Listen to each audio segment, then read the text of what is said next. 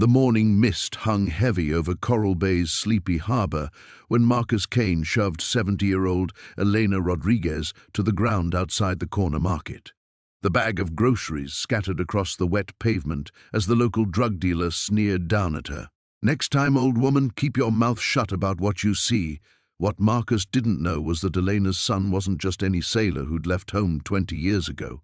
Captain Darius the Reaper Rodriguez commanded the Dark Tide Pirates, the most ruthless crew to ever sail the Caribbean. His black ships had sunk entire naval fleets. His name was whispered in fear from Port Royal to Tortuga, and his mother's tears were about to cost Marcus everything he'd ever known. When Elena's bloodied letter reached Darius 3 weeks later, something ancient and terrible awakened in the pirate captain's heart. He'd turned his back on his family to pursue treasure and glory, but family blood called louder than gold. The dark tide was coming to Coral Bay, and Marcus Kane had no idea that his days were now numbered in hours, not years. But what happens when a mother's love meets a pirate's vengeance? Before we jump back in, tell us where you're tuning in from. And if this story touches you, make sure you're subscribed, because tomorrow I've saved something extra special for you. Elena lay motionless for several heartbeats, her weathered hands scraping against the rough concrete as she tried to push herself upright. A thin line of blood trickled from her split lip where Marcus's ring had caught her. Around them, the few early morning shoppers hurried past, their eyes deliberately averted. In Coral Bay, you learned not to see certain things if you wanted to keep breathing. Marcus adjusted his leather jacket and spat on the ground near her head. "Clean up this mess," he ordered, gesturing at the scattered groceries with his boot. A carton of milk leaked white streams toward the storm drain, mixing with the morning dew and Elena's tears. The old woman's fingers trembled as she reached for a bruised apple that had rolled under a parked car. This wasn't the first time Marcus had made his displeasure known. For months, she'd watched him conduct his business from the shadows of her apartment window overlooking the harbor. Young kids, barely teenagers, would approach his corner with crumpled bills, leaving with small packages that would destroy their futures. She'd reported it to the police twice, but Officer Martinez had made it clear that some problems were better left alone. "Mrs. Rodriguez." Marcus crouched down beside her, his voice dropping to a whisper that chilled her more than the ocean breeze. "You've got exactly one warning left. One. Then me and you are going to have a very different conversation." Elena said nothing, continuing to gather her scattered belongings with shaking hands. Inside her coat pocket, her fingers found the worn photograph she always carried. A young man with dark eyes and his father's stubborn chin, standing proudly beside a fishing boat that seemed impossibly small now. Darius had been barely 18 when he'd kissed her goodbye, promising to return with enough money to fix their leaking roof and pay off her medical bills. That was 20 years ago. The letters had stopped coming 5 years back. Before that, they'd arrived sporadically, always from different ports, always with enough money tucked inside to keep her comfortable, but never enough answers to satisfy a mother's worried heart. She'd heard rumors, whispered stories from sailors who docked in Coral Bay's harbor, stories about a pirate captain who showed no mercy, whose black flags on the horizon meant death for anyone foolish enough to challenge him. But those stories couldn't possibly be about her Darius. Her boy had left to become a fisherman, maybe work on a merchant vessel. The Darius she knew carved wooden boats for the neighborhood children and cried when their old dog died. Marcus stood and walked away without looking back, his heavy footsteps echoing off the wet pavement. Elena watched him disappear around the corner before allowing herself to sob. Not from the physical pain, she'd endured worse when her late husband had been drinking, but from the crushing weight of helplessness that pressed down on her chest like a stone. That evening, Elena sat at her small kitchen table with a pen that kept running out of ink and a piece of stationery she'd been saving for a special occasion. The words came slowly at first, then in a rush that surprised her.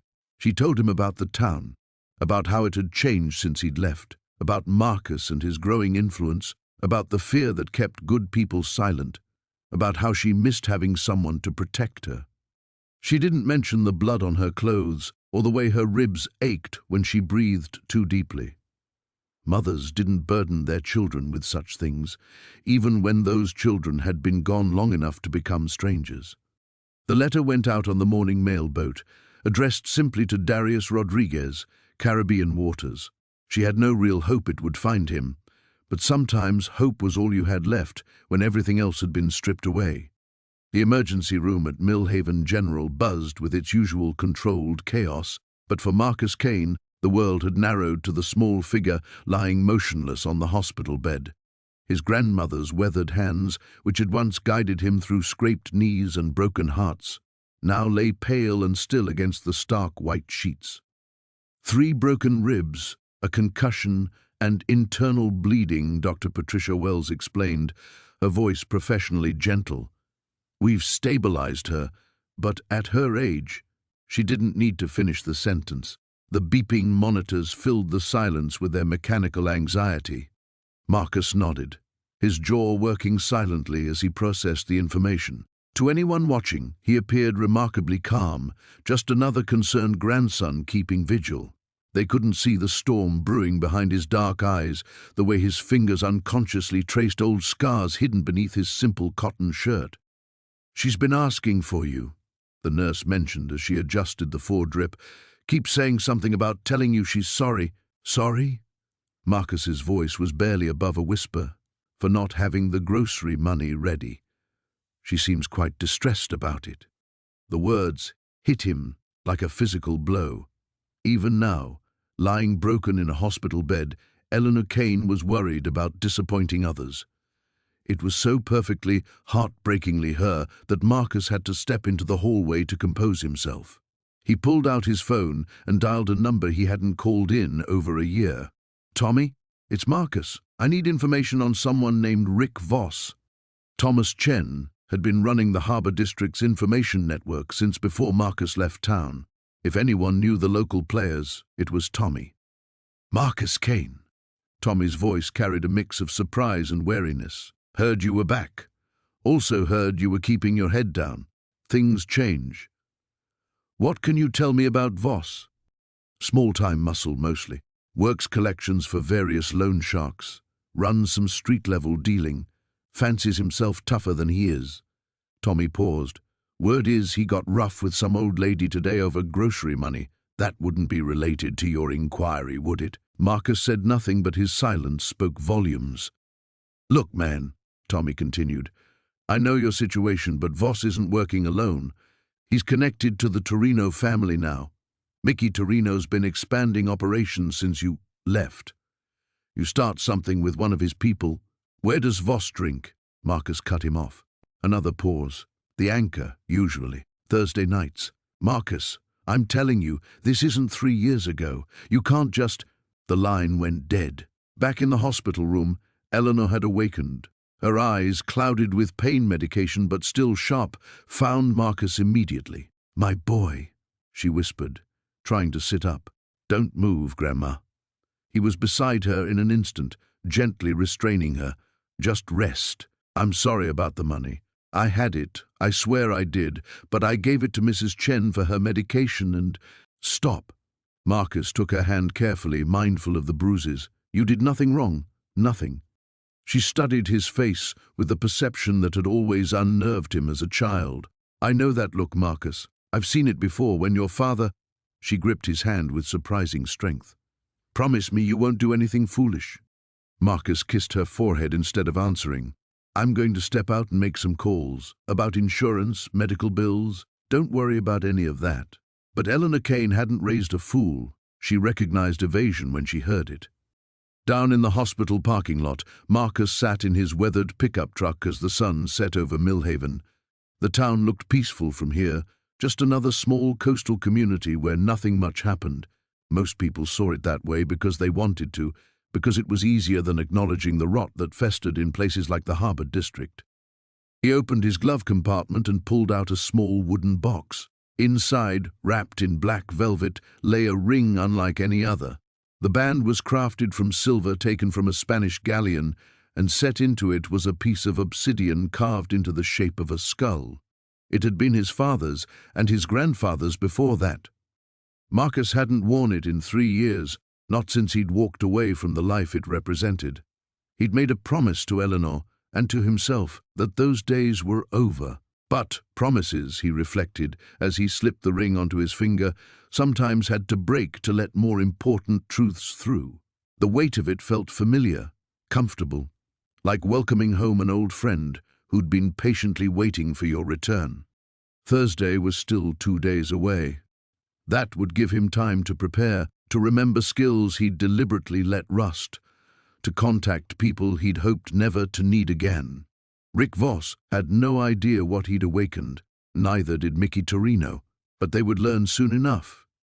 The rusty anchor hadn't seen this much tension since the hurricane of '98. Word traveled fast in a town like Millhaven, and by evening every soul knew what had happened to Martha Clearwater. The local thugs, who usually held court in the tavern's back corner, found themselves drinking alone, their usual bravado replaced by nervous glances toward the door. Tommy Briggs sat hunched over his third whiskey, his knuckles still tender from the morning's work.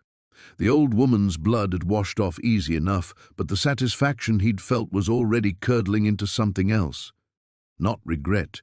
Tommy didn't do regret, but a nagging sense that maybe he'd miscalculated. "You hear they brought in some doctor from the county hospital?" whispered Jake Morrison, sliding into the booth across from him. Jake's face was pale, his hands shaking as he lit a cigarette. "So what?" Tommy growled, but his voice lacked its usual edge. "Old Bat probably dies anyway. Natural causes." "Natural causes my ass. Word is she's asking for someone. Keep saying a name over and over." Jake leaned closer, his breath reeking of cheap beer and fear. "Catherine. She keeps calling for Catherine." Tommy's glass stopped halfway to his lips. Every small-town tough knew the stories. Hell, every sailor from here to Port Royal knew the stories.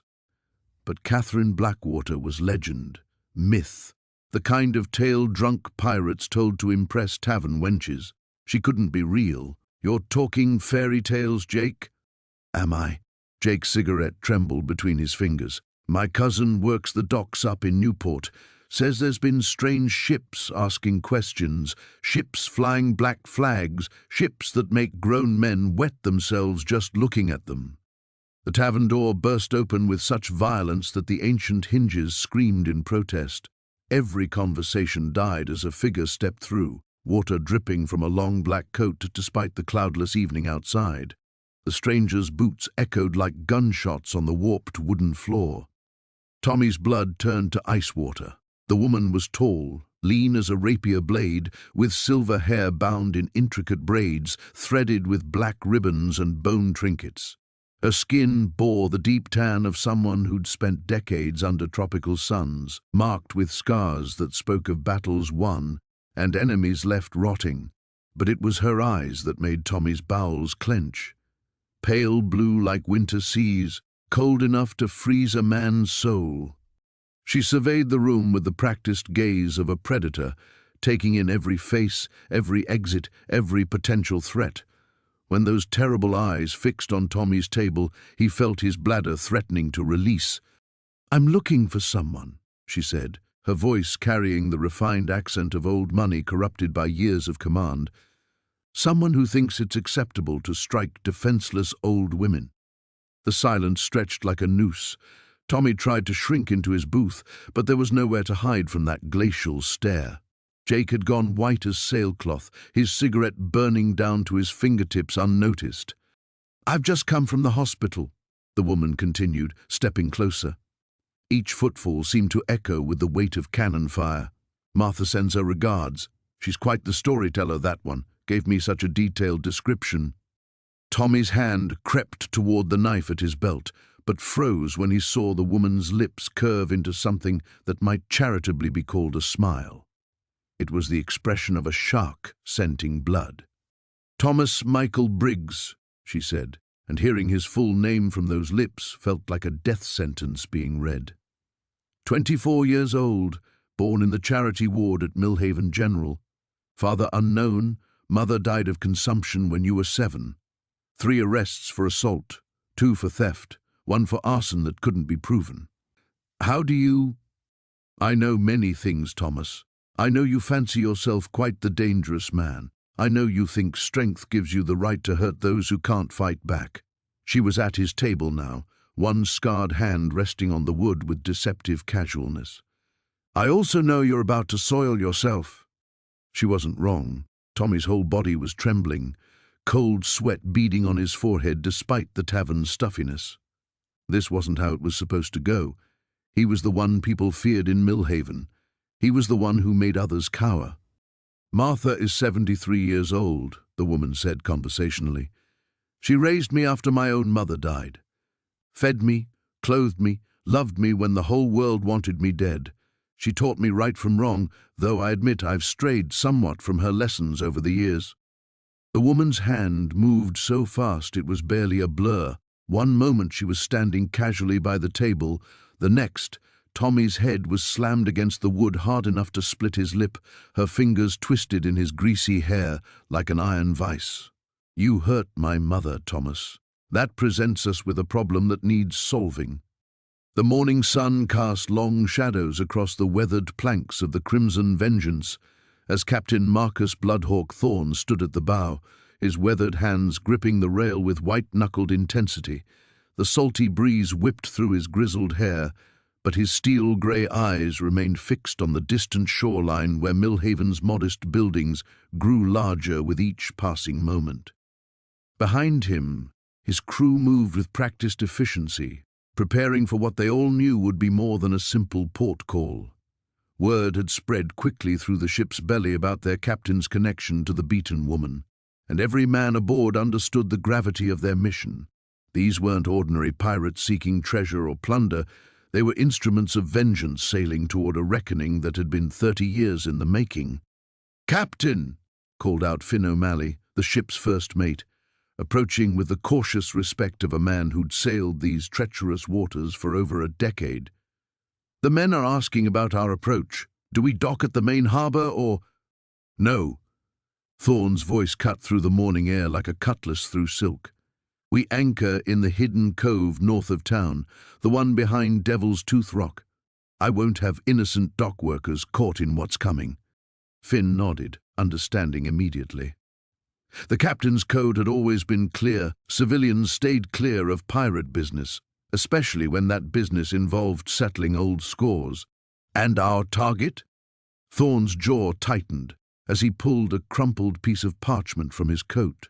The hastily scrawled message that had reached him 3 days prior, carried by a merchant vessel whose captain owed him a considerable favor. The words were simple but had ignited a fury that burned hotter than the fires of hell itself. "Tommy Briggs, local muscle for the Kellerman gang, thinks beating defenseless women makes him tough." His voice dropped to a growl that made even the hardened first mate suppress a shiver. He's about to learn the difference between a small-town bully and real violence. As the Crimson Vengeance adjusted course toward the hidden cove, Thorne's mind drifted back to memories he'd buried deep beneath years of salt spray and cannon smoke. Margaret Sullivan, Maggie, with her kind smile and gentle hands that had bandaged his wounds when he was nothing more than a scared boy running from a father's belt. She'd been the lighthouse keeper's daughter then, and he'd been the troublemaker everyone expected would end up dead or in chains before his 18th birthday. She'd proven them all wrong, in her way. Her belief in him had planted the first seeds of the code he now lived by. Honor among thieves, protection for the innocent, and swift justice for those who preyed upon the weak. Even when he'd taken to the seas and embraced the pirate's life, those lessons had remained his moral compass through the darkest storms. The ship's bell chimed as they rounded Devil's Tooth Rock, a jagged outcropping that concealed the narrow entrance to a cove Thorne had discovered in his youth. The natural harbor was invisible from Millhaven proper, making it perfect for their needs. Within minutes, the crew had dropped anchor and begun lowering the boats. "How many men, Captain?" asked Rodrigo Santos, the ship's quartermaster, checking the priming on his pistol with the methodical care of a professional killer. "Just myself and 3 others. This isn't a raid, it's personal business." Thorne selected his weapons with deliberate precision, his father's cutlass worn smooth by decades of use, 2 flintlock pistols, freshly cleaned and loaded, and a wickedly curved dagger that had opened more throats than he cared to count. "Finn, you're with me. Santos, choose one more. Someone reliable. Black Pete's good with a blade, and he knows how to keep his mouth shut," Santos suggested. Thorne nodded approval. Peter "Black Pete" Morrison was a giant of a man whose dark skin bore the ritual scars of his African homeland. He'd been a slave until Thorne's crew had liberated a transport ship 5 years earlier, and his loyalty to the captain was absolute. As the small boat cut through the calm waters toward shore, Thorne felt the familiar weight of impending violence settle over him like a well-worn coat. This wasn't about treasure or territory. This was about family, about debts that transcended blood and gold. Tommy Briggs had made the fatal error of assuming his victims had no one to speak for them, no one to balance the scales. The boat's hull scraped against the rocky shore with a grinding whisper that seemed to echo through the morning stillness. Thorne stepped onto dry land for the first time in months, his boots finding purchase on stones worn smooth by countless tides. Somewhere in the town beyond, a man was going about his morning routine, completely unaware that death itself had just made landfall. The reckoning had begun. The harbour bells tolled midnight as Marcus Thorne stepped onto the weathered planks of Ravenscove's main dock. Behind him, the Crimson Vengeance sat anchored in the deeper waters like a sleeping predator, her black sails furled and cannons gleaming in the moonlight. The skeleton crew he'd left aboard knew their orders: maintain watch and be ready for a swift departure. The town sprawled before him, a collection of ramshackle buildings and narrow streets that reeked of fish, tar, and desperation. Perfect hunting grounds for the kind of scum he sought. Marcus had changed from his captain's coat into simpler garb, dark leather vest, worn boots, and a tricorn hat pulled low over his scarred features. To any observer, he appeared to be just another seafaring man seeking drink and company after weeks at sea. But the cutlass at his hip and the twin pistols crossed over his chest told a different story to those who knew how to read such signs. Marcus made his way through the twisting streets, his boots echoing off cobblestones slick with sea spray and something less pleasant. Taverns lined the main thoroughfare, their windows glowing amber in the darkness, raucous laughter and off-key singing spilling into the night air. He passed the sirens called Dead Man's Rest and the Broken Anchor, each establishment more decrepit than the last. It was at the 4th tavern, the Bloody Cutlass, that he found what he was looking for. The establishment squatted at the intersection of 2 narrow alleys like a tumor, its walls stained black with years of grime and its windows so grimy they barely let light escape. The perfect sort of place where questions weren't asked and memories grew conveniently short when coin changed hands. Marcus pushed through the heavy oak door and stepped into a cloud of tobacco smoke and unwashed bodies. The tavern's interior matched its exterior, low ceiling blackened with soot, tables scarred from countless knife fights, and a clientele that looked as though they'd crawl back under rocks at the first sign of dawn. He approached the bar where a mountain of a man with arms like ship masts served watered-down rum from bottles that had seen better decades. The bartender's eyes narrowed as Marcus settled onto a creaking stool. "What'll it be, stranger?" "Your finest rum," Marcus said, placing a silver coin on the scarred wood. "And information." The bartender's thick fingers closed over the coin with practiced speed. "Information costs extra." Marcus produced another coin, this one gold. "I'm looking for a man named Jake Hewitt, small-time muscle, fond of hitting those who can't hit back." "Jake's got a lot of enemies," the bartender said carefully. "What's your business with him?" "The permanent kind." The words hung in the smoky air between them. The bartender studied Marcus more closely, taking in the quality of his weapons, the confident way he held himself, the coldness in his dark eyes. This was no ordinary sailor seeking revenge over a bar fight or unpaid debt. "He'll be here," the bartender said finally. "Comes in most nights around this time with his crew. Usually sits in the back corner where he can watch the door." Marcus nodded, and took his rum to an empty table along the far wall. The liquor was indeed watered down, but he barely tasted it. His attention was focused on the door, cataloguing each face that entered. Cutthroats, thieves, smugglers, the usual denizens of such establishments. Men who lived violent lives and met violent ends, their passing mourned by no one. An hour passed, then another.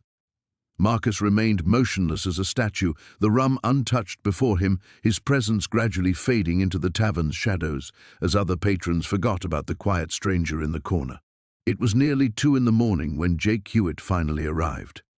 Marcus recognized him instantly from the description provided by his network of informants. Medium height, stocky build, with a kind of face that suggested cruelty came naturally to him. A jagged scar ran from his left ear to the corner of his mouth, probably a gift from someone who'd fought back. He was flanked by 3 other men, each one radiating the casual menace of those accustomed to taking what they wanted through force. Jake's group claimed a table near the back, just as the bartender had predicted. They ordered drinks and began the kind of loud, crude conversation that marked them as men drunk on their own perceived power. Marcus listened to their boasts about recent scores, their casual discussion of violence inflicted on the innocent, their plans for future cruelties. With each word, the rage that had brought Marcus to this place crystallized into something harder and colder than winter steel. These weren't just criminals. They were predators who preyed on the defenseless, who struck down elderly women for sport and thought themselves untouchable. Marcus Thorne, terror of the 7 seas, was about to teach them exactly how wrong they were. He stood slowly, his hand resting casually on his cutlass hilt, and began walking toward their table. The morning sun cast long shadows across the harbor as Marcus Kane stepped onto the weathered planks of the dock. His weathered boots made no sound despite the creaking wood beneath him. Behind him, 3 of his most trusted crew members followed at a respectful distance. Briggs, a mountain of a man, with arms like tree trunks. Elena, whose delicate appearance masked a deadly proficiency with blades. And old Tom, whose scarred face told stories of 100 battles. Kane's reputation preceded him through every port town along the coast. But here in Millbrook Harbor, he was just another sailor to the untrained eye. His dark coat hung loose, concealing the arsenal beneath, and his graying hair was tied back in a simple queue. Only his eyes betrayed the storm brewing within, pale blue and cold as Arctic ice. The harbour master, a nervous man named Finch, approached with clipboard in hand and sweat beading on his forehead despite the cool morning air. Word had already spread about who owned the ship that had anchored just beyond the breakwater. "Captain, sir," Finch stammered, his voice barely steady. "Will you be requiring provisions? Fresh water? We have the finest—" Kane's gaze swept past him toward the town proper, where morning smoke rose from chimneys and early merchants were opening their shops. Somewhere in those winding streets lived the man who had struck Martha Whitmore. Somewhere close, Tommy Russo was going about his morning routine, unaware that death itself had come calling. "Information," Kane said quietly, his voice carrying despite its low volume. "I need information about a local man, Tommy Russo." Finch's complexion went from pale to ashen. Everyone in Millbrook knew Tommy Russo, knew his reputation, his connections, and, most importantly, knew to stay clear of him. The fact that someone was asking questions about Tommy, especially someone like the man standing before him, meant trouble was brewing. I don't know much about local affairs, Captain. Perhaps you'd want to speak with—" "Perhaps," Kane interrupted, his tone unchanged but somehow more menacing, "you'd want to reconsider what you know." Briggs stepped forward slightly, and Finch's eyes darted between the massive sailor and the captain. Sweat was now flowing freely down his face. "Tommy runs with Eddie Castellano's crew," Finch said quickly. "Has a temper, drinks too much, causes trouble, lives above Murphy's Tavern on Dock Street. But Captain, if you're thinking of making waves, Castellano has connections that reach—" "Castellano." Kane tasted the name, filing it away. One thread often led to another in his experience. And if Tommy Russo was merely a symptom of a larger disease, then perhaps the cure would require a more comprehensive approach. Elena moved to Kane's left shoulder, her dark eyes scanning the growing crowd of dock workers and merchants who were pretending not to watch their conversation.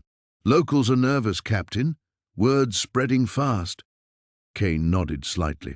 In a town this size, the arrival of the Crimson Revenge would be the biggest news in months. By noon, everyone would know he was here. By evening, theories about why would be flying through every tavern and shop. He preferred to work before speculation became preparation. "Tell me about Martha Whitmore," he said to Finch, whose confusion was evident. "Old Martha, sweet woman, runs the bakery with her granddaughter, feeds half the poor kids in town from her own pocket." "Why would you—" Understanding dawned in Finch's eyes. Oh, God. Tommy hit Martha. It wasn't a question. Kane's presence had provided the missing piece to what must have been circulating gossip about an incident. Finch took an involuntary step backward. "When?" Kane asked. 3 days ago, outside her shop. Tommy was drunk, angry about something. Martha tried to calm him down when he was shouting at some kids. He backhanded her right in the street. Finch's voice grew stronger with indignation, knocked her clean down. Might have killed her if Doc Peterson hadn't been right there. Old Tom spat into the harbor water. "Where's your law in this town?" "Sheriff's bought," Finch said bitterly. "Castellano's money reaches everywhere." Tommy walked away laughing, while Martha bled on the cobblestones. Kane was quiet for a long moment, watching the town come alive with morning activity. Somewhere beyond those buildings, an old woman was probably struggling with her injuries, her faith in human decency shaken. Somewhere else, Tommy Russo was starting another day, unpunished and unrepentant. "The tavern," Kane said finally. "Murphy's on Dock Street." "Yes, sir. But Captain, Castellano's got men—" Kane was already walking away, his crew falling into formation around him. Behind them, Finch watched with the growing certainty that before the day was through, Millbrook Harbor would never be quite the same again. The hunt had begun, and Captain Marcus Kane always finished what he started. The morning fog clung to Millbrook's harbor like a shroud, but Captain Blackwater could see through it as if it were glass. 20 years of navigating treacherous waters had given him eyes that could pierce any veil nature threw his way. He stood at the bow of the Crimson Revenge, his weathered hands gripping the rail as the town's shabby docks materialized through the mist. "Drop anchor here," he commanded, his voice carrying the weight of absolute authority. "We go ashore quietly." His first mate, Torres, approached with cautious steps. The crew had learned long ago to read their captain's moods, and this particular storm brewing behind Blackwater's steel-grey eyes promised devastation for whoever had earned his ire. "Captain, the men are asking—" "The men will know what they need to know when I decide they need to know it." Blackwater's tone could have frozen the morning air solid. "Lower the boats. Bring only those who can move like shadows and strike like lightning." Within minutes, 3 small boats cut through the gentle swells toward shore, their occupants moving with practiced silence. Blackwater had chosen his landing party carefully, Torres for his unwavering loyalty, Scarface Jim for his ability to extract information from stone statues, and 6 others whose reputations for violence preceded them into every port from here to Port Royal. The docks were nearly deserted at this early hour, save for a few fishermen preparing their nets. One old salt looked up as the strangers approached, his eyes widening at the sight of Blackwater's distinctive coat and the cutlass hanging at his side. The fisherman quickly averted his gaze and busied himself with his work, understanding instinctively that some men were best left unnoticed. Blackwater's boots echoed against the weathered planks as he strode toward the town proper. His mind burned with the image of Martha lying broken in that hospital bed, her gentle hands bandaged, her kind eyes clouded with pain she didn't deserve. The woman who had sung him lullabies when storms raged, who had patched his scraped knees and fed him when his own mother couldn't, reduced to a victim by some worthless piece of human refuse. "Sir," Torres ventured as they reached the end of the dock, "perhaps we should—" Blackwater's raised hand cut him off mid-sentence. The captain had spotted something that made his blood run cold with rage. An elderly woman struggling to carry her market basket, moving with the careful, painful steps of someone nursing fresh injuries. He approached her with surprising gentleness, his voice softening to barely above a whisper. "Excuse me, ma'am, are you hurt?" The woman looked up, startled by the concern in his tone despite his fearsome appearance. "Oh, it's nothing, dear. Just had a bit of trouble yesterday with some young ruffian. These old bones don't bounce back like they used to." What did this man look like? Something in Blackwater's question made the woman study his face more carefully. She saw controlled fury there, but also genuine care that reminded her of her own grandson. Tall fellow, maybe 25 or so. Had a scar running down his left cheek and wore a red bandana. Goes by the name Tommy Crenshaw, though most folks just call him Scar Tommy. Hangs around Murphy's Tavern most days, causing trouble for decent folk. Blackwater's jaw tightened. Another innocent, another victim of the same animal who had hurt Martha. The pattern was becoming clear, and it sickened him. "Thank you for telling me," he said, pressing a gold coin into her weathered palm. "Buy yourself something nice, and stay off the streets today. There's likely to be some unpleasantness." The woman's eyes widened at the generous gift, then narrowed with understanding. "You be careful now, young man. Tommy runs with a rough crowd and they don't fight fair." A smile touched Blackwater's lips, though it held no warmth. "Neither do I." As they walked toward the town center, Torres fell into step beside his captain. "Murphy's Tavern." "Murphy's Tavern," Blackwater confirmed. "But first, we gather intelligence. I want to know everything about this Tommy Crenshaw. Where he lives, who his friends are, what he fears. When I'm done with him, I want him to understand exactly why he's dying." The crew spread out through Millbrook's narrow streets like shadows, each man beginning the deadly work of surveillance. Blackwater himself took position across from Murphy's Tavern, settling into a doorway that offered clear sightlines while keeping him hidden from casual observation. The fog was beginning to lift, revealing a town that looked peaceful enough on the surface, but Blackwater knew that beneath every quiet community lay currents of violence and cruelty.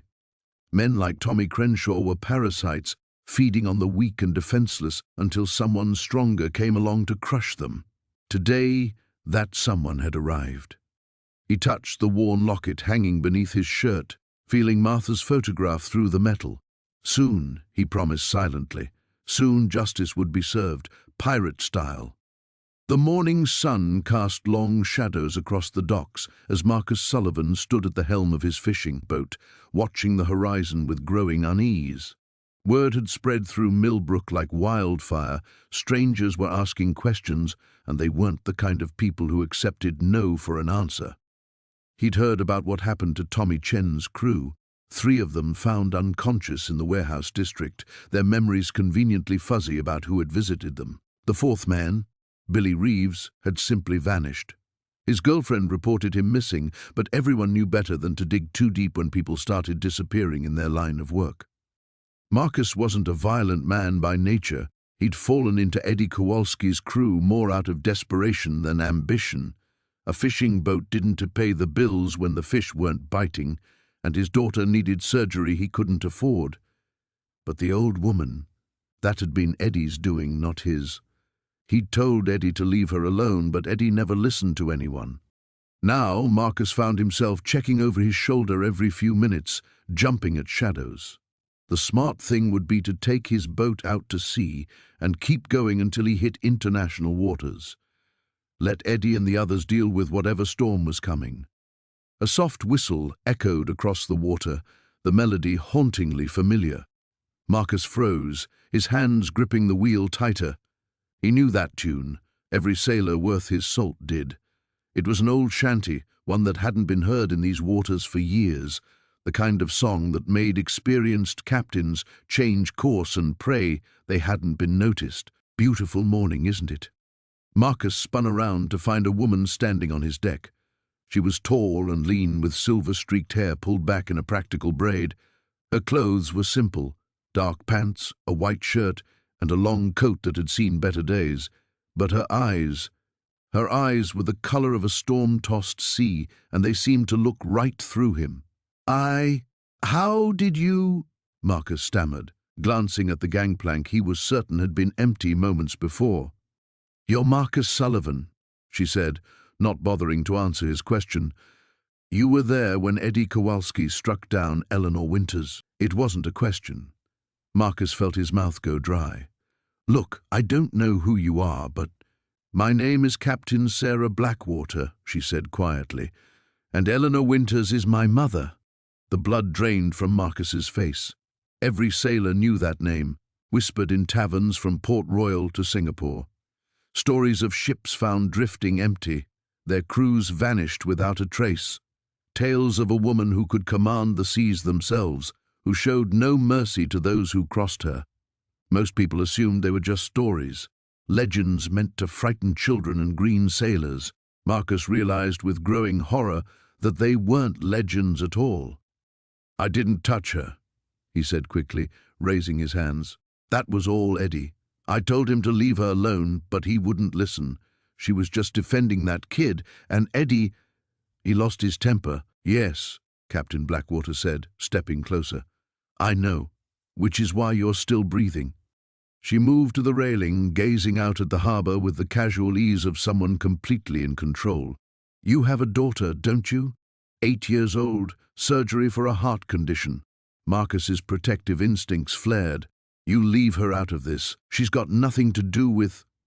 Peace, Mr. Sullivan. I'm not in the habit of threatening children. Her voice carried the authority of someone accustomed to command. In fact, I'm prepared to be quite generous. There's an envelope in your wheelhouse, enough money to pay for your daughter's surgery and set your family up comfortably for years to come. Marcus stared at her, confusion mixing with his fear. What's the catch? No catch. Consider it payment for services rendered. She turned to face him, and he saw something almost human flicker in those cold eyes. You showed my mother kindness in a place where kindness is rare. You tried to stop what happened. That means something. But I need to know where Eddie is, and I need to know about his other associates, the ones who weren't at the warehouse that night. Marcus hesitated. Talking was a death sentence in their world, but looking at Captain Blackwater, he realized that not talking might be worse. Besides, Eddie had brought this down on all of them. The man's cruelty had finally caught up with him. Eddie's got a safe house, Marcus said slowly. Old cannery on the north side of town. He's probably holed up there with Jake Morrison and Tommy's cousin, Pete. Captain Blackwater nodded, seeming unsurprised. How many others? Maybe 3 or 4 more. Small-timers mostly, but they're loyal to Eddie and scared enough to fight. Fear makes people dangerous, she agreed, but it also makes them predictable. She moved toward the gangplank with fluid grace. Take your daughter somewhere nice, Mr. Sullivan. Somewhere far from here. And when people ask what happened to Eddie Kowalski and his crew, tell them the sea claimed them. What if they don't believe me? Captain Blackwater smiled, and Marcus felt his blood turn to ice water. They will. The harbour-master's office reeked of stale tobacco and fear sweat when Marcus Kane finally decided to talk. Blood trickled from his split lip as he slumped in the wooden chair, his earlier bravado completely shattered after witnessing what Captain Blackwater had done to his 2 remaining men.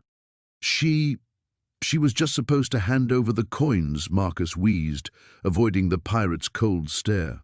Old woman was clutching her purse like it held the crown jewels. Tommy said to grab it, but she wouldn't let go. Blackwater stood perfectly still by the window, silhouetted against the dying afternoon light. The screams from the docks had finally stopped, but the metallic scent of blood still hung heavy in the salt air. Continue. I didn't mean to hit her so hard, she fell wrong. Marcus's voice cracked. We took what we could and ran. That's it. That's all of it. The woman's name. I don't know. Some local. We'd been watching the market, picking easy marks. Marcus flinched as Blackwater turned from the window. Captain, I swear on my mother's grave, if I'd known she meant something to you... The cutlass whispered from its sheath, the blade catching the last rays of sunlight. Her name was Constance Hartwell. She baked bread for hungry sailors and mended torn sails without asking for payment. She never harmed a soul in her 73 years. Blackwater's voice carried the weight of grinding millstones. You killed her for 17 copper pieces. Marcus pressed himself back against the chair. Look, we can work something out. I know where Tommy's been hiding the rest of our take. Split it 50-50 and we forget this whole... The blade moved faster than a striking snake. Marcus's words died in a gurgling gasp as steel found the soft flesh of his throat. His eyes went wide, hands clawing uselessly at the spreading crimson.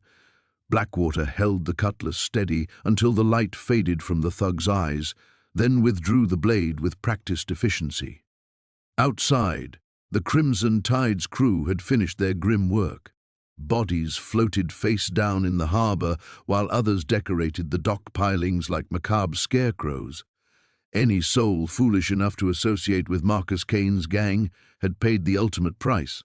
Blackwater had made his point clear to anyone watching from behind shuttered windows. Some debts could never be negotiated. The captain emerged from the harbour master's office just as First Mate Rodriguez approached, wiping blood from his boarding axe. "It's done, Captain. Every last one of them. And the witnesses?" Scattered to the four winds. Half the towns barricaded themselves indoors. Rodriguez glanced at the carnage surrounding them. "Word of this will spread fast. The name Blackwater will carry even more weight in these waters." The captain nodded grimly. There was no satisfaction in the slaughter, only the cold completion of a necessary task. Constance Hartwell had shown him kindness when the rest of the world saw only a dangerous pirate.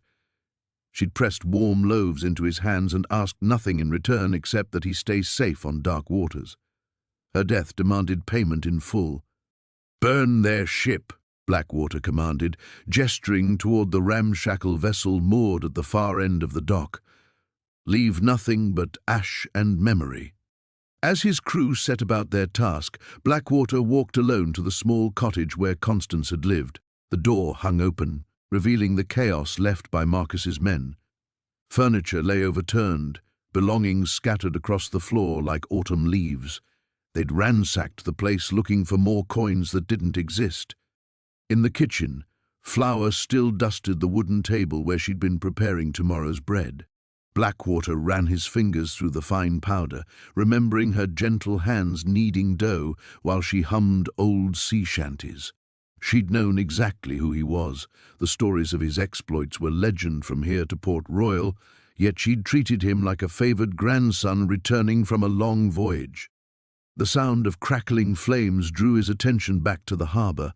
Orange tongues licked hungrily at the brigantine's tarred hull, while thick black smoke billowed into the evening sky. Soon there would be nothing left of Marcus Kane and his crew except charred wood and bitter memory. Blackwater closed the cottage door gently behind him and made his way back to the Crimson Tide. His crew had already begun preparing for departure, coiling lines and checking rigging with efficient precision. They knew better than to disturb their captain's brooding silence. As the pirate ship eased away from the blood-stained docks, Blackwater stood at the stern rail, watching the town recede into gathering darkness. Constance Hartwell's debt had been paid in full, but the hollow ache in his chest suggested that some wounds cut too deep for mere vengeance to heal. The open ocean called, promising fresh horizons and new quarry. There would always be another score to settle, another wrong to right in his own brutal fashion. The storm had passed, leaving behind an eerie calm that stretched across the harbour like a held breath. Captain Blackwater stood at the bow of the Crimson Revenge, his weathered hands gripping the rail as he surveyed the town that had dared harm his beloved Nana Macready. The morning mist clung to the water, but through it he could see the frantic activity on the docks as townsfolk scrambled to prepare defences they knew would prove useless. Marcus Thorne paced the length of the harbour-master's office, his boots echoing against the wooden floor as sweat beaded on his forehead. Through the salt-stained windows, he watched his men positioning makeshift barricades and checking their weapons with trembling hands. The sight of the infamous pirate ship anchored just beyond the breakwater had turned his blood to ice. Maybe we can negotiate, stammered Deputy Collins, his voice cracking like a boy's. Offer him compensation, make this right somehow. Thorne whirled on him, eyes blazing with desperate fury. You think that devil out there wants our coin? He's here for blood, you fool. My blood. He slammed his fist against the window frame, rattling the glass, all because of that worthless old crone.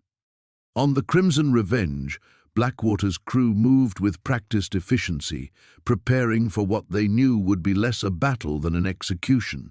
Cutlasses gleamed in the pale sunlight as they were sharpened to razor edges.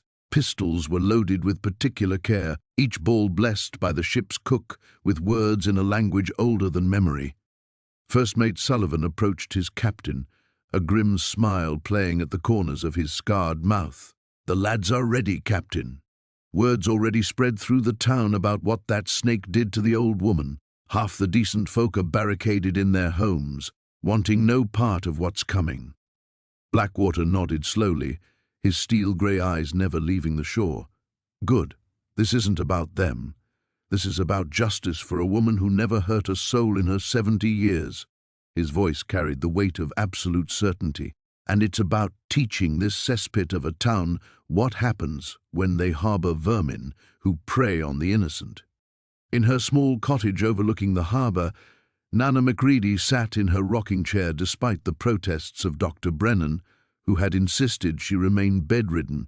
The left side of her face bore the purple and yellow evidence of Thorne's brutality, but her eyes remained sharp and alert as she watched the drama unfold below. You should be resting, Eleanor, the doctor fretted, adjusting the bandage around her ribs. That monster cracked 2 of them, and at your age— At my age, she interrupted gently, I've earned the right to witness justice being served. Besides, someone needs to make sure my boy doesn't get too carried away down there. A young woman burst into the cottage without knocking, her face flushed from running. Nana McCready? They're saying Captain Blackwater is your son. Is it true? Eleanor's weathered hand reached up to touch a small locket at her throat, one that held the portrait of a dark-haired boy with defiant eyes. In every way that matters, child. In every way that matters. Back on the docks, Thorne's men had taken positions behind overturned carts and stacked barrels, their faces pale as they watched the longboats being lowered from the pirate ship. The sound of creaking ropes and splashing oars carried clearly across the water, along with something far more terrifying, the low, rhythmic chanting of the pirate crew as they prepared for war. "Sir," called Sergeant Hayes, his voice barely steady, "maybe we should consider surrender. There's got to be 20 boats heading this way, and we all know Blackwater's reputation." Surrender? Thorne's laugh held no humour, only the bitter edge of a man with nothing left to lose. You think he'll show mercy to any of us after what I did? We fight, or we die like dogs. At least this way we might take some of the bastards with us. The first longboat scraped against the dock with a sound like grinding teeth. Captain Blackwater stepped onto the weathered planks with fluid grace, his long coat billowing behind him like the wings of some dark angel of vengeance. Behind him came Sullivan and the boarding party, each man chosen for his skill with blade and pistol. The morning air thrummed with tension as the 2 forces faced each other across 30 yards of empty dock space. Seagulls cried overhead, their harsh voices the only sound breaking the silence that stretched between honor and corruption, between justice and brutality. Thorne stepped out from behind his barricade, hand resting on the butt of his pistol. "Blackwater! Let's end this like men!" The pirate captain's smile was colder than winter sea spray. "Men?" he called back, his voice carrying clearly in the still air. "I see only one man here, Thorne. The rest are cowards who follow a dog who strikes defenseless old women." The salt-crusted warehouse loomed against the storm clouds, its corrugated walls streaked with rust and decades of neglect. Marcus crouched behind a stack of rotting crates, rain drumming against the metal roof above like distant gunfire. Through a grimy window he could see shadows moving inside, at least 6 figures, maybe more. His phone buzzed. A text from Tommy. "Cops bought the story. You got maybe 30 minutes before they figure out the real location. Marcus pocketed the device and checked his weapons one final time. The curved blade at his hip felt familiar, comforting even. He'd taken it from a rival captain years ago, back when territorial disputes were settled with steel instead of lawyers and bribes. Tonight, it would taste blood again. The warehouse's main entrance faced the harbor, but Marcus had spotted a rusted fire escape on the building's north side during his reconnaissance. He moved like smoke between the shadows, each footstep calculated to avoid the scattered debris that could betray his presence. The metal ladder groaned softly under his weight, but the storm's fury masked the sound. A ventilation grate near the roof provided his entry point. The screws had been loosened by years of coastal weather, and Marcus worked them free with the tip of his knife. He dropped into the darkness, landing cat-like on a catwalk 20 feet above the warehouse floor. Below him, Jimmy Castellano paced like a caged animal between towers of shipping containers. The punk's face was flushed, his movements jerky with nervous energy.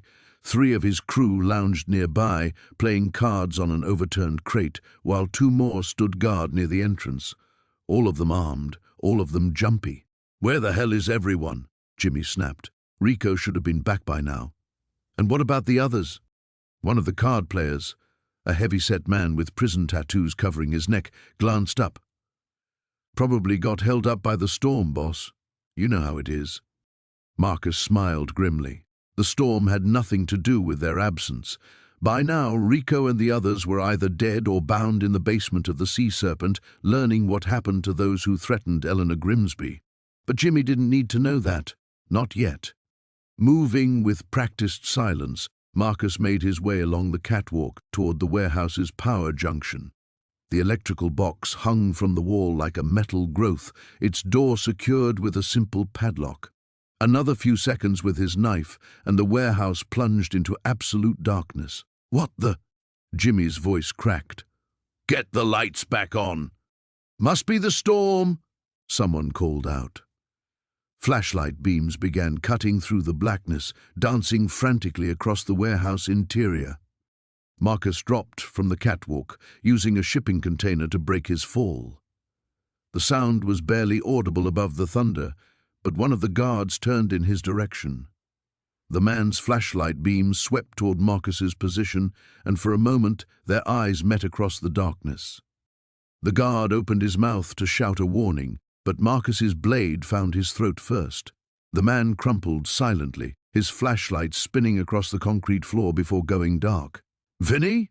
Jimmy called out. "Where'd your light go?" Chaos erupted as the remaining crew members realized something was wrong. Flashlights swung wildly in all directions, creating a disorienting strobe effect. Marcus used the confusion to his advantage, moving between the containers like a wraith. The second guard died before he could draw his weapon. Marcus came at him from behind, one hand clamping over his mouth while the blade slid between his ribs. The man's pistol clattered to the floor, the sound echoing through the warehouse like a death knell. "Someone's in here." The heavyweight with the neck tattoos was on his feet now, fumbling for his gun. "Jimmy, we need to—" A throwing knife sprouted from his chest, the blade punching through his sternum with surgical precision. He stared down at it in disbelief before toppling backward onto the card table. Now it was just Jimmy and 2 others, their flashlights forming a desperate circle of light in the vast darkness. Marcus could smell their fear, sharp and acrid beneath the warehouse's musty air. "Show yourself!" Jimmy screamed, his voice cracking with hysteria. "Come on, you coward! Face me!" Marcus obliged, stepping into their circle of light like a nightmare made flesh. Blood spattered his clothes, and his eyes held the cold promise of death. The 2 remaining crew members took one look at him and ran, their footsteps echoing as they fled toward the entrance. He let them go. They weren't important. Only Jimmy mattered now. Jimmy, who had raised his hand against an innocent woman who had signed his own death warrant with that single act of cruelty. "You," Jimmy whispered, recognizing him at last. His hand shook as he raised his gun. "You're supposed to be dead. We killed you on that boat." Marcus's smile was winter cold. "You killed Marcus Delacroix, the businessman," he said, his voice carrying the authority of rolling thunder. But some things refused to stay buried. The storm had passed, leaving Millhaven's harbour shrouded in an eerie calm. Captain Blackwater stood at the bow of the Crimson Revenge, her weathered hands gripping the rail as she surveyed the town that had harboured her grandmother's attacker. The moonlight cast long shadows across the dock, where a handful of Marcus Vale's remaining men huddled behind overturned crates and shipping containers. "They're scared, Captain," Finn observed, lowering his spyglass.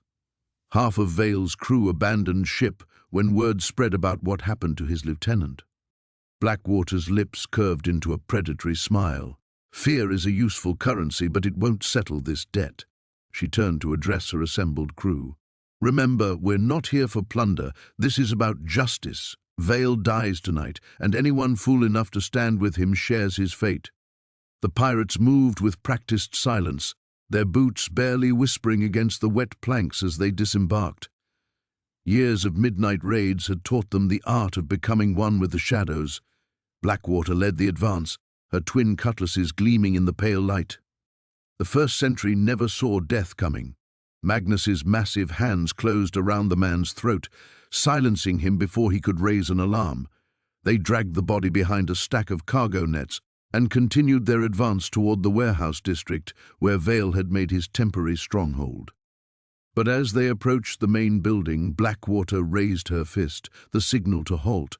Something was wrong. The windows were too bright, too many figures moving inside. She could hear voices, far more than the scattered remnants of Vale's gang should account for. "It's a trap," she whispered to Finn. "That bastard called in reinforcements." Through the grimy windows, they could see at least 24 armed men. Vale had clearly reached out to every criminal contact in the region, promising them shares of some imaginary treasure if they helped him survive the night. What he hadn't told them was that they were facing the most notorious pirate crew in recent memory. "New plan," Blackwater announced quietly. "Torch, take half the crew and circle around to the back. When you hear my signal, burn everything that isn't made of stone. We're going to smoke these rats out."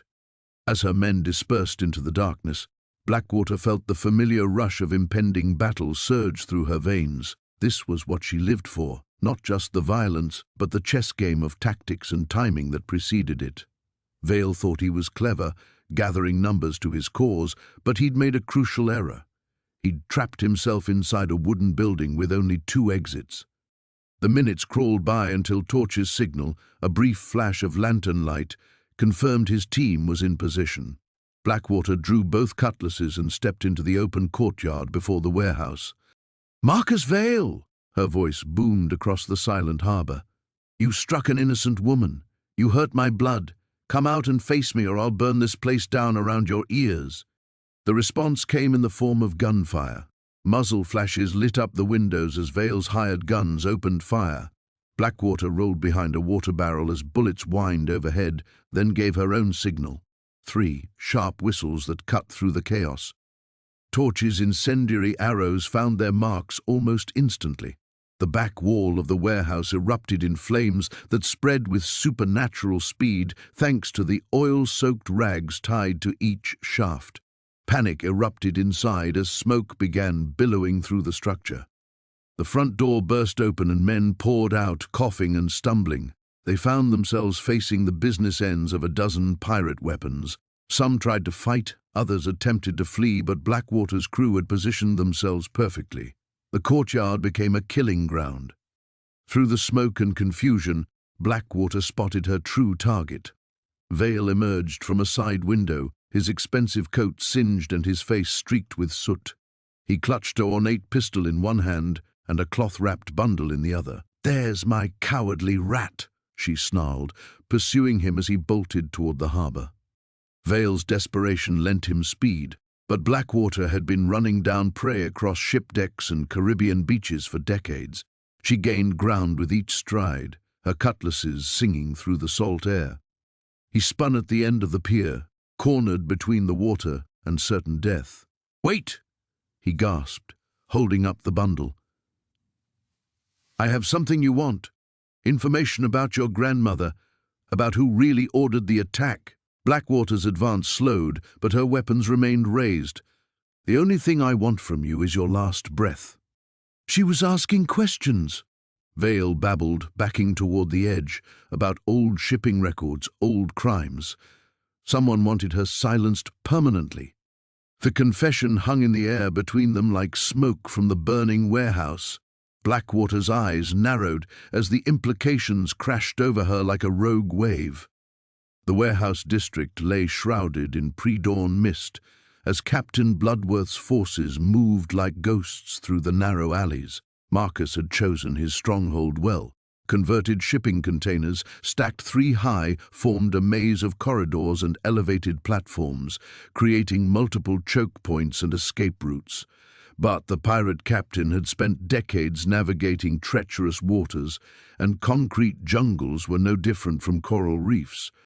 Serafina crouched beside him on the fire escape, overlooking the compound's eastern entrance. Her fingers traced the edge of her throwing knife as she counted the sentries. 4 guards visible, probably twice that number inside. Motion sensors on the main gates, but the containers create blind spots. Marcus always was paranoid, Bloodworth murmured, studying the layout through his spyglass. "See that stack on the north side? That's where he'll be holed up. Highest point, 3 exit routes, and enough steel between him and trouble to stop a cannonball."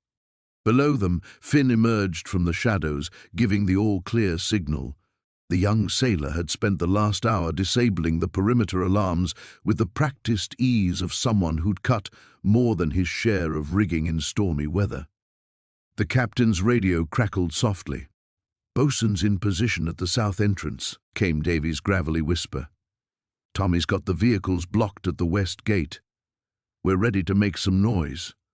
Bloodworth's hand instinctively moved to the locket containing Eleanor's photograph. The elderly woman's kind face had haunted his dreams for weeks, a broken body, a stark reminder of the innocence that evil men destroyed without thought. Tonight, that debt would be paid in full. "Remember," he spoke into the radio, "Marcus is mine, but I want every one of his lieutenants to face judgment for their crimes. No mercy for those who prey on the defenseless." The assault began with surgical precision. Serafina's knives found their marks in darkness, dropping 2 sentries before they could cry out. Finn scaled the container wall like a spider, his footsteps silent on the corrugated metal. The guards never knew death was coming until it was too late. Davy's crew hit the southern entrance with controlled fury, their coordinated advance clearing room after room with military efficiency. These weren't random street thugs. They were seasoned warriors who'd faced down naval destroyers and lived to tell the tale. The first gunshots echoed through the warehouse complex as Marcus's men realized they were under attack. Muzzle flashes lit up the container corridors like lightning in a storm, and the sharp crack of automatic weapons replaced the morning silence. Bloodworth moved through the chaos with deadly purpose, his cutlass singing as it carved through opposition. A young punk with gold teeth tried to ambush him from behind a shipping container, only to discover that the pirate captain's reflexes were honed by decades of life-or-death combat. The blade found its mark between the man's ribs before he could pull the trigger. "Marcus!" Bloodworth's voice boomed across the compound. "Face me, you coward! Come and answer for what you've done!" The response came in the form of sustained gunfire from the elevated container fortress. Bullets sparked off metal walls as Marcus's remaining forces made their desperate stand. But the pirate crew pressed forward relentlessly, their advance inexorable as a rising tide. Serafina appeared at Bloodworth's side, blood speckling her dark clothing. "North and east sides are clear. Davies has the south locked down. Tommy's reporting 2 vehicles tried to break through the western perimeter. They didn't make it." The captain nodded grimly. "Then it's time to finish this." They fought their way up the makeshift fortress, using shipping containers as cover while Marcus's men rained death from above. The confined spaces turned every corner into a potential killing ground, but Bloodworth's crew had faced worse odds in the cramped gun decks of enemy vessels. When they finally reached the top level, they found Marcus waiting in what had once been a luxury shipping container converted into an office. The crime boss stood behind an ornate desk, a gold-plated pistol in his trembling hands. His expensive suit was rumpled, his slicked-back hair disheveled, and sweat beaded on his forehead despite the cool morning air. "You're him," Marcus stammered, recognition dawning in his eyes. "The pirate they call Bloodworth. But this is impossible. You're supposed to be a myth." "Myths don't bleed," the captain replied, advancing slowly. "But you will." "Wait." Marcus raised his free hand. "Whatever they're paying you, I'll double it, triple it. That old woman was nothing, a nobody. Why throw your life away for—" The words died in his throat as Bloodworth's eyes blazed with cold fire. Her name was Eleanor Whitmore. She was a retired teacher who spent 40 years shaping young minds. She volunteered at the animal shelter every weekend and never missed Sunday service. "She was worth 1,000 of you." Marcus's finger tightened on the trigger, but he was too slow. The pirate captain's blade was already in motion, gleaming like justice itself in the fluorescent light. The warehouse district lay shrouded in pre-dawn mist when Captain Blackwater and his crew made their final approach. 3 weeks of hunting had led to this moment. Vincent Vinny Torino's last stronghold, a converted shipping facility where the coward had barricaded himself with his remaining men.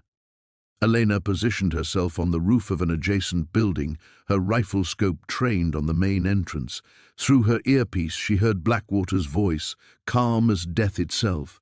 "Remember, lads, Torino is mine. Anyone else who stands in our way—" He left the sentence unfinished, but his meaning was clear. Inside the warehouse, Vinny paced like a caged animal. His empire had crumbled in mere days.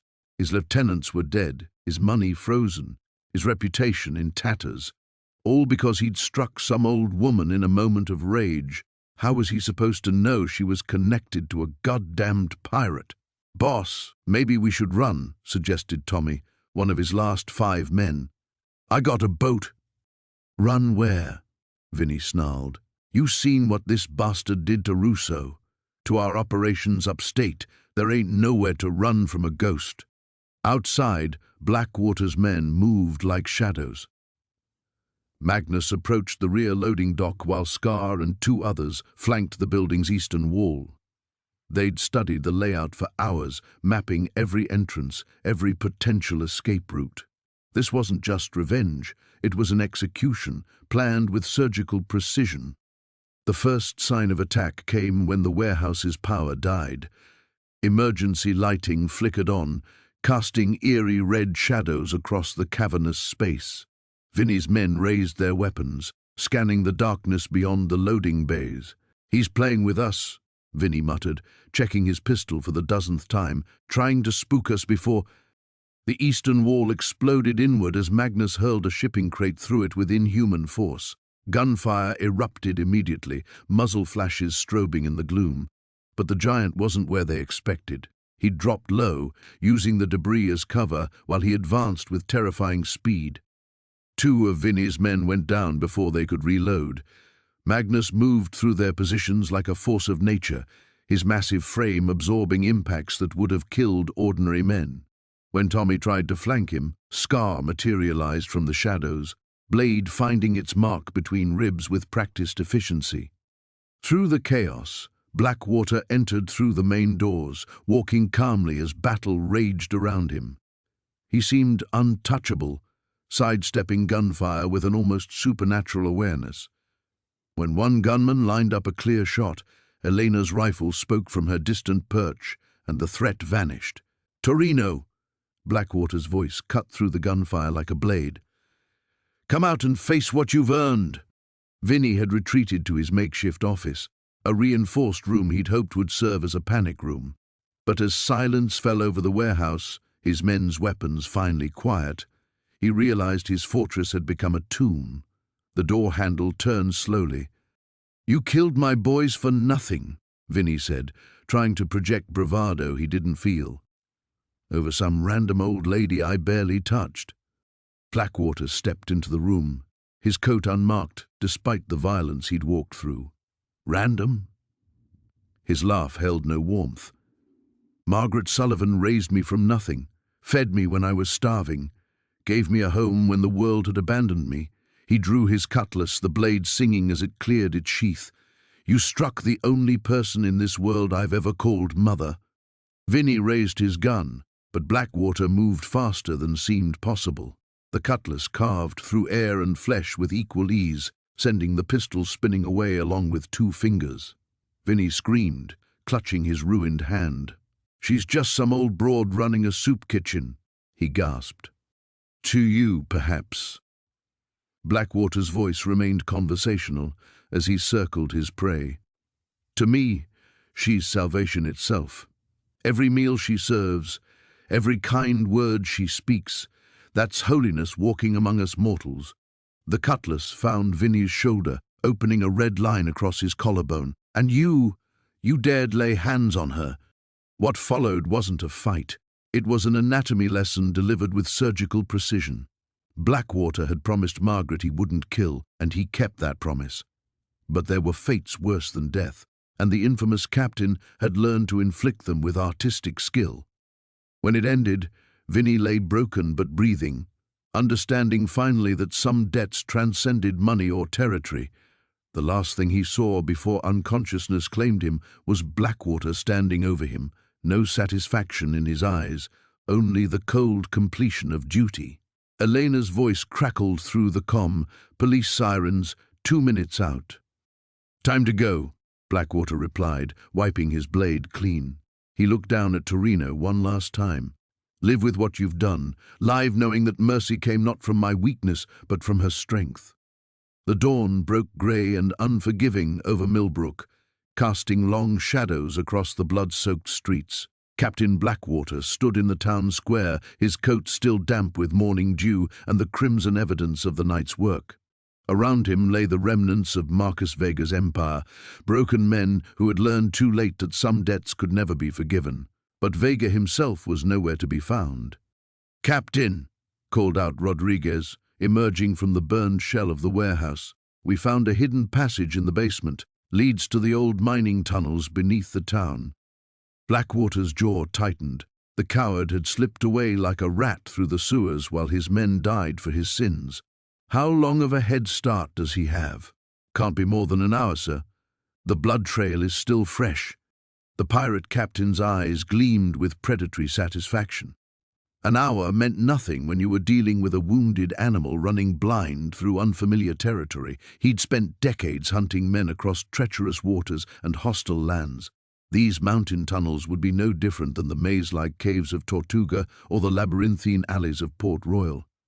"Gather the men. We finish this today." Blackwater turned to survey his crew, noting the mixture of exhaustion and bloodlust in their faces. They'd followed him through hell itself to reach this moment, and he wouldn't deny them the satisfaction of seeing justice served complete.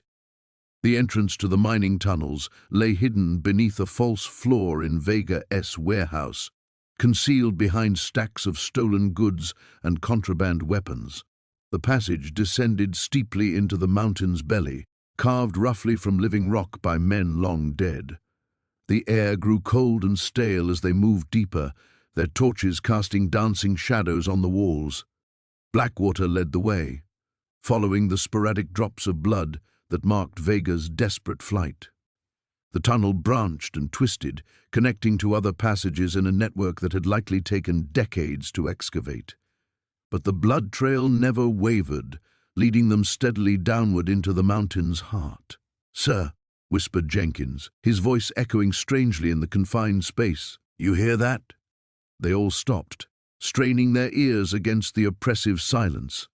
Then it came, the sound of labored breathing and stumbling footsteps somewhere ahead in the darkness. Vega was close, probably fighting exhaustion and blood loss as he struggled through the unfamiliar passages. Blackwater smiled coldly and extinguished his torch, gesturing for his men to do the same. They would hunt him in the dark, the way wolves hunted wounded deer. Sound would be their guide now, and the captain had spent enough time navigating ships through moonless nights to trust his other senses completely. They moved like ghosts through the blackness, following the irregular rhythm of Vega's retreat. The sounds grew closer, more desperate. The man was panicking now, probably realizing that the tunnels weren't the salvation he'd hoped for, but merely a tomb that would hide his body from the world above. A faint light appeared ahead, flickering candlelight that revealed Vega's silhouette pressed against a dead-end wall. He was clawing at the rock with his bare hands, having finally reached a passage that led nowhere. His expensive suit was torn and filthy, dark stains spreading across the fabric from wounds sustained in his flight. "End of the line, Vega." The gangster spun around, his face a mask of terror and rage in the candlelight. He clutched a pistol in his trembling hands, but his aim wavered as he struggled to focus on the shapes emerging from the darkness behind Blackwater. "Stay back!" Vega's voice cracked like a frightened child's. "I'll kill you all, I swear it." Blackwater stepped into the light, his scarred face terrible to behold in the dancing shadows. "You had your chance to die with honor alongside your men. Instead, you chose to run like the coward you've always been. That old woman meant nothing. She was nobody." The words hung in the air like a curse, and Blackwater felt the familiar cold fury wash over him. Even now, cornered like a rat and facing certain death, the man couldn't understand what he'd done wrong. "Her name was Rose Patterson," Blackwater said quietly. "She raised me when no one else would, fed me when I was starving, showed me kindness when the world had shown me nothing but cruelty." Vega's gun hand shook violently as understanding finally dawned in his eyes. You're him, the boy from the orphanage, but you died in the fire." "No." Blackwater drew his cutlass, the steel singing as it cleared the scabbard. "You did." The gunshot echoed through the tunnels, but the bullet went wide as Rodriguez's blade found Vega's wrist. The pistol clattered uselessly to the stone floor as the gangster fell to his knees, clutching his severed hand and screaming. Blackwater raised his cutlass high above his head, thinking of Rose's gentle smile and the warmth of her kitchen on cold winter nights. The warehouse district had fallen silent except for the distant wail of sirens and the rhythmic drip of water from broken pipes. Captain Blackwater moved through the shadows like death itself, her cutlass gleaming in the moonlight that filtered through shattered windows. Behind her, Marcus and Elena flanked wide, their weapons ready as they approached the final stronghold of Victor's crumbling empire. The old fish processing plant loomed ahead, its corrugated metal walls scarred with rust and bullet holes from the night's carnage. Intelligence gathered from Victor's surviving lieutenants had led them here, to where the coward had retreated with his remaining men, thinking concrete walls and automatic weapons would save him from the storm he had unleashed. Blackwater pressed herself against the loading dock, listening to the frantic voices echoing from within. Fear had a particular sound, and she could taste it in the air like copper pennies on her tongue. These weren't the disciplined tones of soldiers preparing for battle. These were the desperate whispers of cornered rats. "Captain," Marcus breathed into his radio, positioned at the building's north entrance. "Thermal shows 8 hostiles, maybe 9. They're clustered in the main processing area." "Copy that." Elena's voice crackled from the south side. "I've got eyes on 2 sentries by the office windows. They're jumpy as hell." Blackwater smiled grimly as she tested the weight of the bolt cutters against the chain securing the main bay door. The irony wasn't lost on her. Victor Kozlov, who had built his empire on violence and intimidation, was about to learn what real terror felt like. All because he'd struck down a defenseless woman who had been like a mother to Blackwater since she was 15 years old.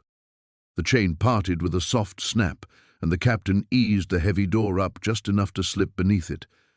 The cavernous interior reeked of old fish and motor oil, punctuated by the sharp stench of cordite from recently fired weapons. Emergency lighting cast everything in hellish red, throwing distorted shadows across abandoned machinery and conveyor belts. She could hear Victor's voice now, sharp and panicked, as he barked orders to his men. "Check every entrance! She's just one woman, for Christ's sake. We have enough firepower to take down an army." But Blackwater wasn't an army. She was something far more dangerous, a force of nature with a singular purpose, unbound by rules of engagement or mercy. She'd learned long ago that the sea respected only 2 things, strength and the willingness to use it without hesitation. Moving between towering metal vats, she signaled her team. Marcus would create a distraction at the north entrance while Elena moved to cut off any escape routes. The plan was simple because simple plans worked. Victor's men would panic, break formation, and in that chaos, justice would find its mark. The first explosion came exactly on schedule, Marcus's flashbang detonating near the office area. Shouts erupted as Victor's men scrambled toward the perceived threat, their muzzle flashes lighting up the darkness like deadly fireflies. In the confusion, Blackwater emerged from behind the machinery like an avenging spirit. Her cutlass found the first man before he even knew she was there, the blade sliding between his ribs with surgical precision. The second turned at his partner's strangled gasp, only to meet the captain's throwing knife in his throat. She retrieved both weapons without breaking stride, her boots silent on the blood-slicked concrete. "She's inside!" someone screamed, but the words were lost in the staccato burst of automatic fire that chewed through empty air where Blackwater had been standing moments before. She was already moving, using the industrial equipment as cover while she systematically dismantled Victor's remaining forces. Elena's rifle spoke from the elevated catwalks, picking off targets with methodical efficiency. Each shot was a prayer answered, another step closer to settling the debt that had brought them all to this blood-soaked reckoning. Through the chaos, Blackwater caught sight of her quarry.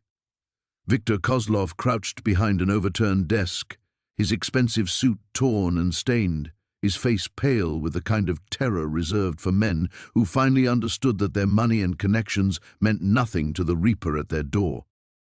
Their eyes met across the killing floor, and Blackwater saw the exact moment when Victor realized who she was. Recognition dawned like sunrise on a drowning man, the understanding that this wasn't random gang violence or a business rival's power play. This was personal. This was justice wearing a human face and carrying a blade that had tasted blood across every ocean on Earth. "You," Victor whispered, the word barely audible over the gunfire. "You're her, the one Martha raised." Blackwater's smile was winter cold and sharp as broken glass. "I told you some debts can only be paid in blood, Victor, and yours has been accumulating interest for far too long." The final reckoning had come. The harbor at dawn was painted in shades of crimson and gold, the gentle lapping of waves against the pier creating an almost peaceful symphony. Marcus Hawthorne stood at the edge of the dock, his weathered hands gripping the wooden railing as he watched the horizon. The crimson Vengeance sat anchored in the deeper waters, her black sails furled, waiting like a sleeping predator. Behind him, the town of Millbrook was waking up to a new reality.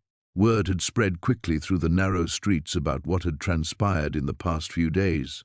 Tommy the Wrench Castellano's empire had crumbled in spectacular fashion, his lieutenants either dead or fled, his operations dismantled piece by bloody piece. The fear that had gripped the town for years was finally lifting, replaced by something Marcus hadn't seen in these faces for far too long: hope. "Captain!" came Sarah's voice from behind him. His first mate approached with measured steps, her boots echoing softly on the weathered planks. "The last of Castellano's safe houses has been cleared. We found ledgers detailing his operations across 3 counties. Local authorities will have enough evidence to clean up what remains of his network." Marcus nodded without turning around. In his coat pocket, he carried a small photograph, faded and creased from years of handling. Martha, with her gentle smile and kind eyes, standing in the garden behind the house where she'd raised him, the house where she'd been struck down by a coward's hand. "And our friend?" Marcus asked, though he already knew the answer. "Secured in the ship's hold. He's been asking for you." Marcus finally turned, his steel-grey eyes catching the morning light. The past week had taken its toll on him, but there was a grim satisfaction in seeing justice served. Every debt had been collected, every account settled, all except one. The walk to his ship felt longer than usual. Townspeople had gathered along the waterfront, some watching from windows, others standing openly on the street. They didn't cheer or wave. This wasn't a celebration. It was a reckoning acknowledged, a debt paid that they hadn't even known was owed. Young Billy Henderson was there, the boy whose grocery store had been terrorized by Castellano's thugs. He caught Marcus's eye and offered a simple nod of gratitude. Beside him stood Mrs. Chen, the seamstress who'd had her shop burned down for refusing to pay protection money. Her establishment would be rebuilt now, funded by the considerable assets Marcus had liberated from Castellano's network. The rowing boat cut smoothly through the calm waters toward the Crimson Vengeance. Marcus's crew lined the rails, their faces bearing the satisfied expressions of men who had served justice rather than mere vengeance. These weren't bloodthirsty pirates. They were instruments of retribution, and they knew the difference. Below deck, the air was thick and stifling. Tommy Castellano sat chained in the ship's hold, his expensive suit torn and stained, his face bearing the marks of his capture.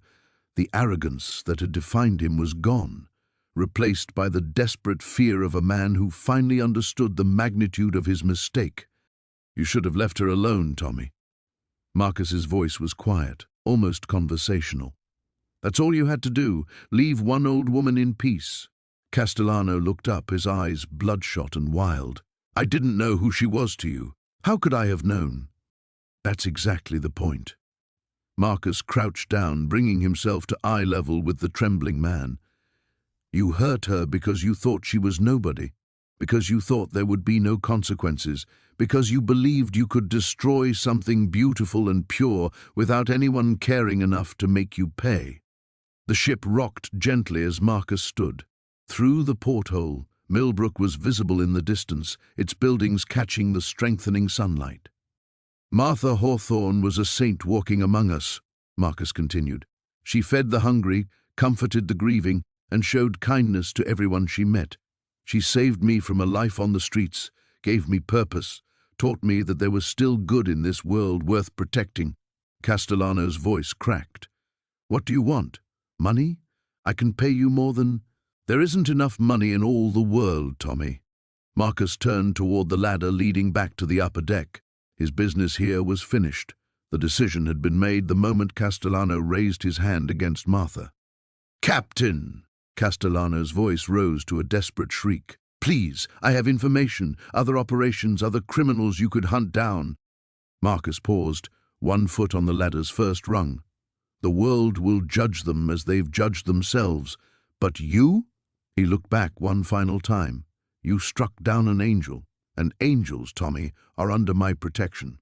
The sound of his boots on the wooden ladder echoed in the hold as Marcus climbed toward the light, leaving Tommy Castellano alone with the weight of his sins and the tide that was slowly beginning to rise through the ship's opened sea valves. The morning sun cast long shadows across the cobblestone square where it had all begun 3 weeks ago. Captain Elias Blackwater stood at the exact spot where Martha Whitmore had fallen, her frail body crumpling under Tommy Briggs' cowardly blow. The blood had long since been scrubbed away, but he could still see it there, dark against the stones. The town of Millhaven stirred to life around him. Shopkeepers opened their doors, children ran toward the schoolhouse, and fishermen prepared their nets for the day's work. None of them knew that their quiet coastal village had become the epicenter of a reckoning that would be whispered about in taverns across 3 continents. Martha emerged from the bakery, moving slowly but steadily on her walking stick. Her bruises had faded to yellow patches, and the spark had returned to her weathered eyes.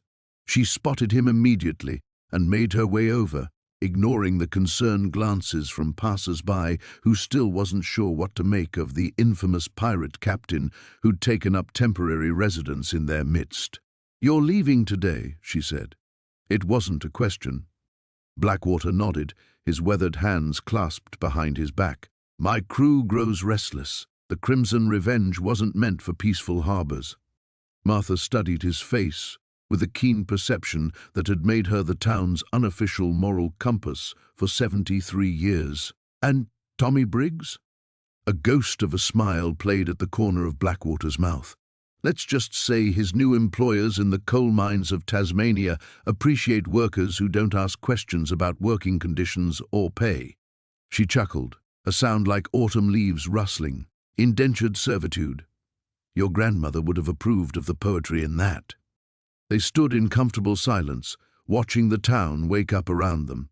Blackwater had spent weeks learning every face, every routine, every small kindness that made Millhaven more than just another port on his charts. He'd discovered that Mrs. Chen always saved day-old bread for the stray dogs. That young Peter Morrison worked 2 jobs to support his widowed mother, that the blacksmith never charged full price for horseshoes when times were lean. "You know," Martha said carefully, "there's always room for one more in a town like this, for a man who's tired of running from his past."